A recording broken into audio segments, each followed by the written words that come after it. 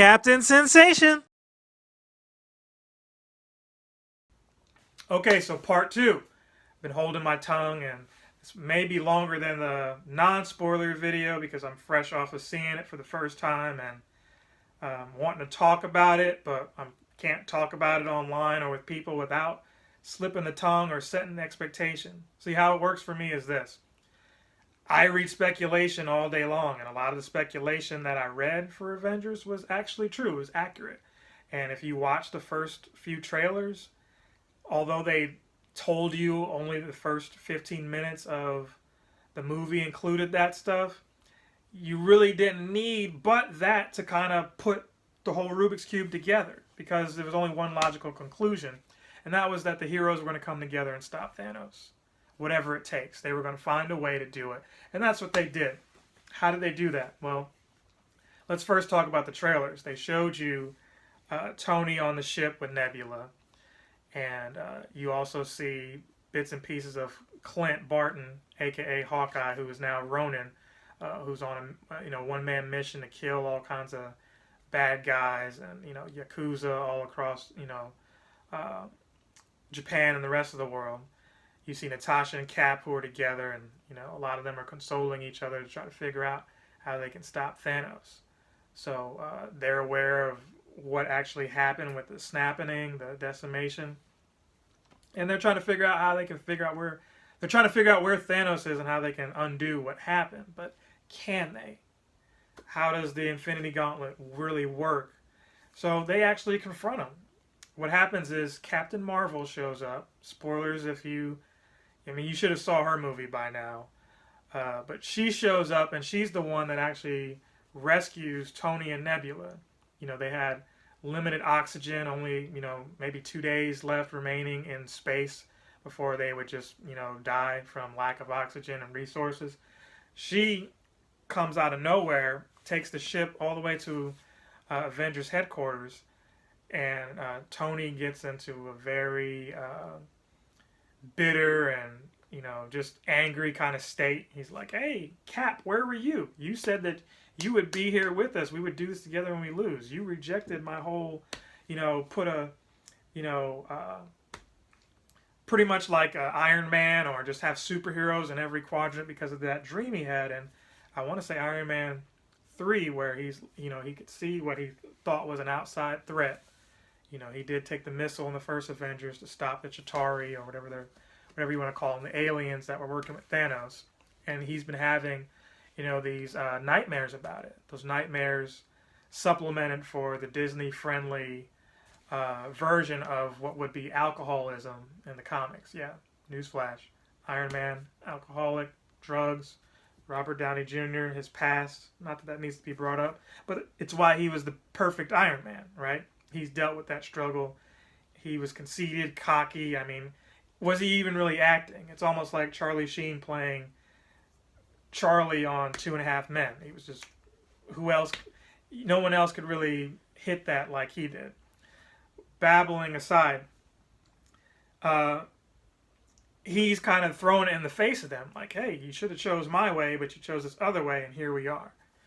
And once they got over that, it's like, how can we fix things? Can we just go straight after Thanos? And so with Captain Marvel there, it's like, look, she can just knock him the heck out. And so they assemble a team because, Nebula is with Tony, and she's like, telling the rest of the Avengers, "Hey, I know where Thanos is. You don't need to get outside help. I can take you to him. He's on this planet." They get in a spaceship. They go up. They get in rocket ship, I guess. Not a rocket ship, but Rocket Raccoon, his ship. And they go straight there. Thanos is unarmed. He's just kind of chilling out. They question him like, "Yo, where are these stones? What'd you do with them?" He's like, "Hey, it almost killed me, but I destroyed them." Thor, who's still super pissed from what happened, he cuts the dude's arm off to stop him from doing anything else with the gauntlet. And once he just admits that, "Hey, no matter what, I'm inevitable. You can't stop me," Thor's like, "I had enough," and cuts the dude's head off. Yep. Mary Queen of Scots. That's what happens. So it's like, hey, that's the first, 20 minutes of the movie. It's game over, right? No. Of course it wasn't. So the theories were, hey, they were going to go back in time and try to stop Thanos. But would there be another villain? No. No other villain, no Annihilus, nothing like that. You know, the quantum zone, you think that that's what could happen. And that's not to say that that won't be maybe in another movie, but that doesn't happen in Endgame. Thanos is the sole villain here. So that was one of the, you know, early theories that isn't true. But, you know, he is wanting to stop his death, and that could be a follow-up movie, a consequence of what they did in Endgame. So you leave that moment to seeing that, hey, you guys still failed. Yes, you killed Thanos, but that doesn't undo the decimation. What can they do? And certain situations just kind of fell in their lap, you know, and you kind of just overlook that because it's comic books. Scott Lang, out of nowhere, aka Ant-Man, you know, he's Captain America in this movie in the sense that he's a man out of time coming back to the past to give everybody hope. He's the hope in this movie. You know, not a Hope Van Dyne pun either. He is what brings us together, because guys like Captain America who kept being the positive one, it's kind of like you're falling on deaf ears. Unless you can fix things, we don't know how to move forward. You know, he's leading support groups. A nice little cameo session there.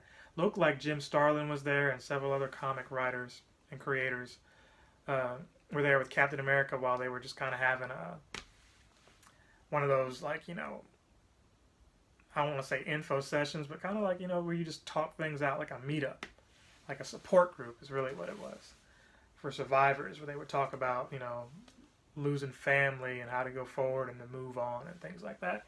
So that was neat. You really got to see, you know, Scott Lang he was in the quantum zone. So what was like 5 years in the future after they killed Thanos was like 5 hours for him. 5 hours, 5 minutes. I think it was 5 hours. So he survived it only to come back to this world where there's tombstones of people who disappeared. And he's just like, you know, discovering all this. He finds that his daughter, who, you know, is grown now. So a lot of this was setting up the next Avengers, the new Avengers. So what I almost spoiled in the non-spoiler review. Like, they're setting up the new Avengers. Who's going to take over? And I'll get back to that later. He sees his daughter, and it's just like, wow. You're grown, and next thing you know, he's looking for the Avengers. He's trying to figure out where they are. He tells them about the quantum zone, and they're just like, whoa, can this really work? No Back to the Future crap. Like, that's... So, you know, they need somebody to explain it to them how it's going to actually work. And they go to Iron Man, who he's kind of retired. He's got his daughter. He's married to Pepper. They're kind of in a quiet life away from... You know, he's got everything that he wanted after surviving that, you know, because everybody else lost everything, but he was okay, you know. Cap lost Bucky and, you know, other heroes. Clint lost his family. But in the interim, you see, you know, along with Ronin being a thing, Professor Hulk is a thing. They kind of cut him out of any of the promos. Everybody wondered, what's going on with Hulk? Well, he's Professor Hulk now. So this is a nice throwback, a nice Easter egg. Not really even a throwback. It's referencing the comics. So when I say throwback, that's what I mean. Professor Hulk is the smart version of Hulk.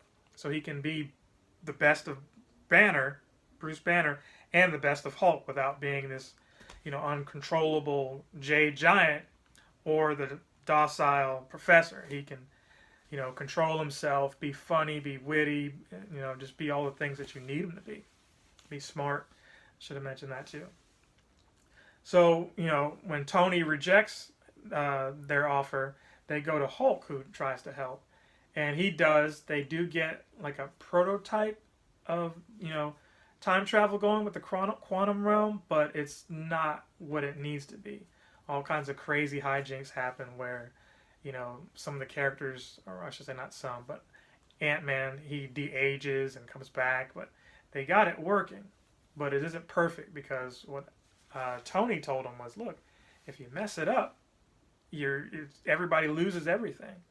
If you mess it up, some people might never come back.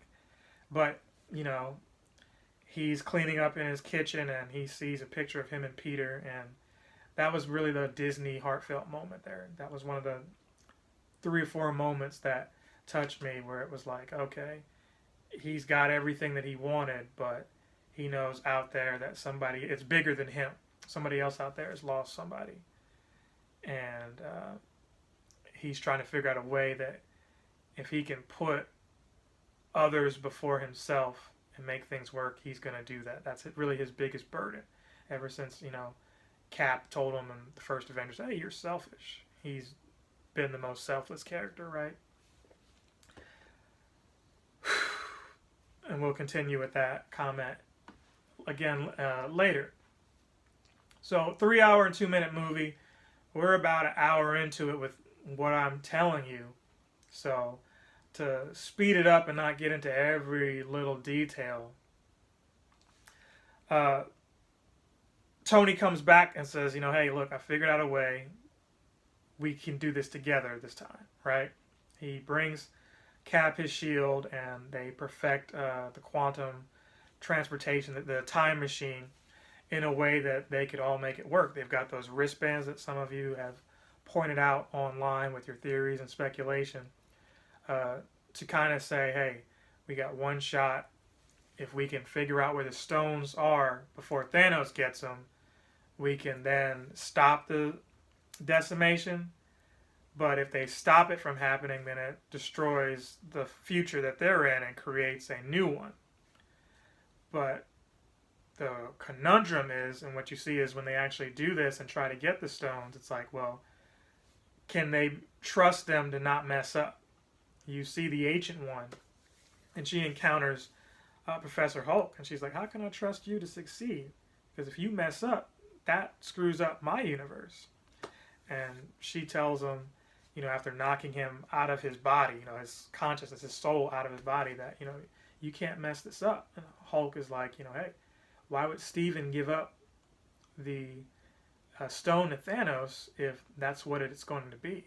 Because she can see the future. Because when Hulk arrives, he's looking for Strange, and she's like, you're 5 years too late. He's not here yet. So she's aware of what's going on to that point, but not the actual stuff that's happened when Steven's taken over, right? Because at that point, she's no longer alive, but she trusts Hulk and says, Steven's the best of us. So if he did that, then I'll trust you with the stone. Lots of little mix-ups there where they're trying to, be incognito. They don't want their past selves to encounter each other to mess up the timelines. And for the most part, they succeed. There's a moment where they don't realize in the past, in the first Avengers movie, that the agents who took Loki's tesseract, or his scepter, I think it is. I'm not sure. I can't remember if both of those are the same thing. But basically his scepter that has the Mind Stone, they take that. Those are actually Hydra agents. So Cap, knowing this because he's from the future, instead of having a confrontation with them that gets physical in an elevator, he confronts them and he's like, Hail Hydra, which is a funny joke if you're a Nick Spencer fan, or maybe you hated that storyline where Cap, was like a Nazi or whatever. They were making fun of that, paying homage to that. He says, Hail Hydra, and they trust him, let him out with the briefcase because they think, oh, well, he's a Hydra agent, he's in on everything. So eventually they accumulate most of the stones, because 3 of them were in New York already. So what they end up doing here is splitting up in the team. So you have one team of Scott Lang, Ant-Man, and Cap all in New York with Banner getting these stones. And then you've got Thor and Rocket in Asgard. And then you've got Nebula, War Machine, on one planet, I can't remember the name, but they're in the Guardians of the Galaxy kind of territory. They're on that planet, and then you've got Clint and Natasha, Black Widow and Hawkeye, on Vermeer to get the Soul Stone. excuse me, I ate a lot of pizza before seeing this movie because I knew for 3 hours I wasn't going to do anything. Long and short, it was peculiar to me. Like, why would they go to where the Soul Stone was? Could they even breathe over there? Would the Red Skull still be there? And he was. They confront him, and after arguing back and forth of if they should trust him or not, they start arguing on who's going to do it. You know, Clint wants to see his family. Natasha's like, hey, the Avengers are my family. So it turns into a, no, I should be the one who sacrifices. No, I should. And eventually, after scrapping it out, holding on to a cliff, Natasha loses Clint's hand and she sacrifices herself so that Clint can have the Soul Stone. That was very touching because out of all the theories, nobody predicted that. We all thought Cap was going to die, that Iron Man was going to die, or, you know, for reasons, mainly being, hey, Robert Downey Jr. commands 150 million plus every year and he's getting old. Chris Evans said, hey, this is going to be my last movie. And Mark Ruffalo said, hey, this might be my last movie. And same with Thor, right? We'll touch on other reasons why, you know, later on, but all this is building up except for the Black Widow part. You're like, why her? Why? But it made sense because, you know, they never gave her a movie yet. And she really didn't have a backstory that was developed. But her movie is coming, so maybe this isn't the end of her. I don't, hint, I don't think it is. You know, comic books, deaths don't mean that you're dead. And I would hold the movies to that same standard. The difference is, you know, to avoid recasting, they can just pass the torch. New Avengers. So, now they've got all the stones. They all come back and Clint tells them, hey, Natasha sacrificed herself. That's how the Soul Stone thing worked. We can't get her, you know, because Thor was like, hey, we should be able to go get her. Now, meanwhile, what I didn't share is Thor, he lost himself. Like, after those 5 years, he failed twice, essentially. He's like, hey, I didn't hit him in the head the first time. The second time I killed him, but that didn't fix anything. I still don't have a home. I've got this new Asgard, which is like just this village where people are living, but not my old home. He has a gut, pot belly. He's just a gamer. He's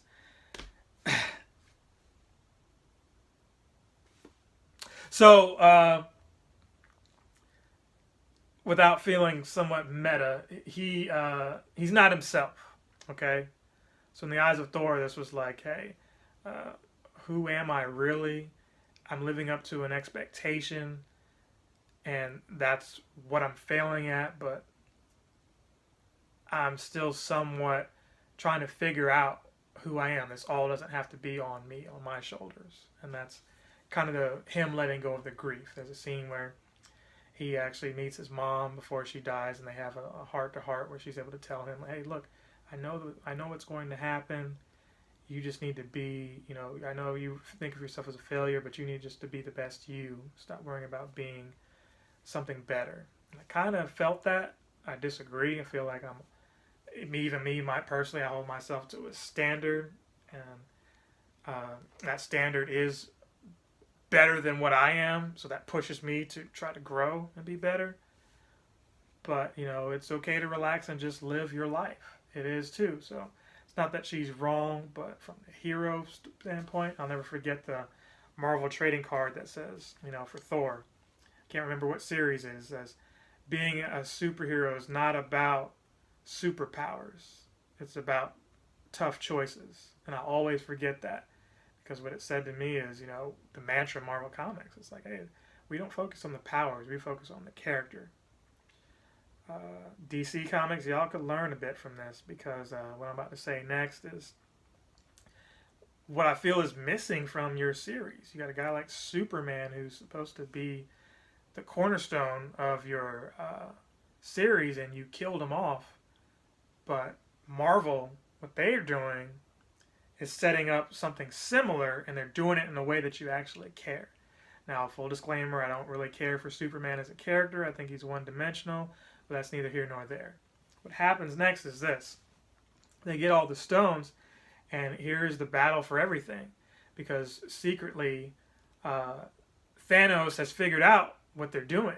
Nebula, she's got that whole electronic eye that can see everything and record memories. He's in his timeline where Gamora is still alive, and they're able to pretty much see what's going down. And so he goes to their timeline, which is in the future after they've got the Infinity Stones and made their own Iron Man gauntlet that has the ability to make their own kind of wish with the gauntlet. And it looks like they make it. Hulk seems to be the only one that, even though Thor really wants to do it, he makes his wish, it looks like, but out of nowhere, Gamora, I'm sorry, not Gamora, but Nebula has not a doppelganger, but herself from the other reality, which is still on the bad side. They capture the new reformed Nebula, hold her hostage while the bad one enters the new, or I would say the current timeline, or current, history, current galaxy, whatever you want to call it. They basically swap, and none of the heroes figure it out. And she sets up the portal for Thanos to enter, and he destroys Avengers headquarters. So that's what we also saw in the trailer. They led you to believe, hey, that's the first 15 minutes to throw you off. But this is towards the end now. So again, 20-minute video. We're in the end game now. I told you each hour is like 10 minutes. Here's the last 10 minutes for those of you still watching. So it's the battle for everything. It's what you've been wanting since, the Infinity Gauntlet storyline, which you've imagined. It's every... it's everything you could ask for. I'm trying to pick my words carefully because I want to say dirty words, but I'm trying not to. It's just joy. You're just like, can they execute this out? And they do. Everything from the big three finally together. It's not Doctor Strange, it is Thor. He's still out of shape and with the pot belly, but one thing he got when he was back in Asgard, seeing his mom collecting the stones with Rocket, the stones they had to get, right? They split up into teams to get different stones to come together. He did get his hammer back. And now he's got his hammer and Stormbreaker. I want to say it's Mjolnir, but his hammer and Stormbreaker, and they are two powerful weapons, and he got that against. Now, this is Thanos without the Infinity Gauntlet. He's just waiting. Since he knows they have all of them, he just sends Nebula out to get them. And they're all on the gauntlet that Hulk is trying to wield. So they start destroying the headquarters, and then he summons all of his army, and they get mollywopped. Classic moment that I liked. I told you the first moment was Tony seeing the picture of him and Peter. The next moment is Thor going against Thanos. He still loses that fight. Then you've got them working together, but then the third moment is you finally see Captain America as worthy. Now, way back in the first Avengers, there was a scene where all of them tried to lift the hammer, and it looked like Cap could do it, but he doesn't pick it up. Well, they show you he's worthy. Out of nowhere, he saves Thor. He gets the hammer and beats the living snot out of Thanos, and it's a holy crap moment. Like, I almost jumped out of my chair with my fist in the air. I almost looked like the Disturbed cover. 10,000 fists just in the air, like, yes! Or like I was in the Black Panther party, like, But it was awesome. And, Cap wasn't going to back down. He was just, like in the comics, like, no, you move. In the face of everybody telling you to move, no, you move. We're going to be stubborn. We're going to be relentless. He was going to be that Aquarius that I am and find a way. That visionary that us Aquarians are. It's me and I am. Anyway, I can get real deep with this stuff. Again, grew up with it. Whew! The fight is awesome, but you just knew deep down that it wasn't going to be just those 7. Somewhere, the others had to show up. And they did. It looks like the wish that Hulk made worked.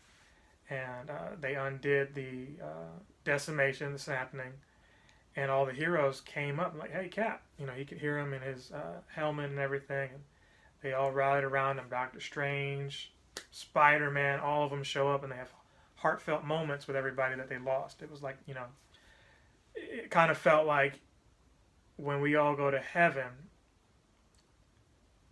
you know, assuming that you believe that there is one, and seeing your lost loved ones, you know, if you believe that animals are there, seeing whoever and be like, "Hey, you're back, and we're back. I missed you." That's kind of what it felt like. At least that's what Disney was portraying it to be. And then it's just an all-out battle. You know, the good guys versus the bad guys, and they did the best they could with the toy box that they had, right? They didn't have Fantastic Four, they didn't have X-Men, they didn't have all those characters, even the bad guys. They didn't have them, but uh, this line where you would know you just waited for him to say, and I didn't even think that he was going to say it, but he said it. Avengers Assemble, and it was just like, oh my god! I felt like I was decimated right there. I felt like a snap happened, and I was just gonna melt because Captain America was everything.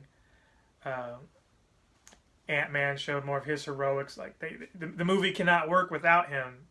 You know, he's what kept Tony and Steve like together, because he's that scientist guy, but he could grow, he could shrink, he had the time machine, he could fix everything that kept the Avengers, you know, apart. So it was cool that he was there. Same thing with Hawkeye. He had the gauntlet. He was running and gunning, trying to keep it away from Thanos. Eventually, they were playing keep away. Spider-Man gets it, and Captain Marvel gets it. She got to shine for a little bit, and it shows that she wasn't really in the movie that much because, excuse me, Brie Larson is also doing the Captain Marvel movie before this, or after her scenes in Infinity War. So she showed up to save Tony in the ship, and then also at the very end to come hold off Thanos.